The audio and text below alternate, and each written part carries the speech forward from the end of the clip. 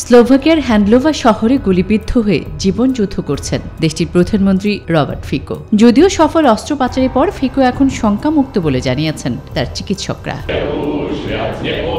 বলা হচ্ছে, প্রশ্নাতীতভাবে পুতিনকে সমর্থন করার মূল্য হিসেবে ফিকোর প্রাণ কেড়ে নেয়ার চেষ্টা হয়েছে। কারণ 2 বছর আগেও রাশিয়া যখন ইউক্রেনে আক্রমণ করে তখন কিয়েভের ঘনিষ্ঠ মিত্র ছিল স্লোভাকিয়া। তবে গত অক্টোবরে রবার্ট ফিকো স্লোভাকিয়ার প্রধানমন্ত্রী হওয়ার পর বদলে যায় পুরো পরিস্থিতি। ক্ষমতায় এসেই ইউক্রেনের সামরিক সহায়তা বন্ধ করে দেন তিনি।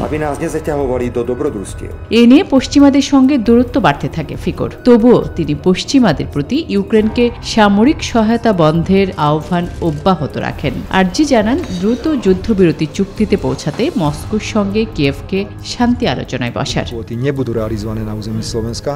এখানেই শেষ নয়। সম্প্রতি রুশ প্রেসিডেন্ট পুতিনকে অন্যায়ভাবে খলনায়ক হিসেবে তুলে ধরা হয়েছে বলেও অভিযোগ করেন ফিকো। এমনকি ইউক্রেনকে ন্যাটোতে যুক্ত করা হলে তৃতীয় বিশ্বযুদ্ধের সূচনা হবে বলেও সতর্ক করেন তিনি। ফিকোর এমন মস্কোপন্থী কট্টর অবস্থানের তীব্র সমালোচনা করে আসছে যুক্তরাষ্ট্র সহ পশ্চিমারা। ধারণা করা হচ্ছে এই কারণেই হয়তো ফিকোকে টার্গেট করে বন্দুক হামলা করেছে পুতিন বিরোধীরা।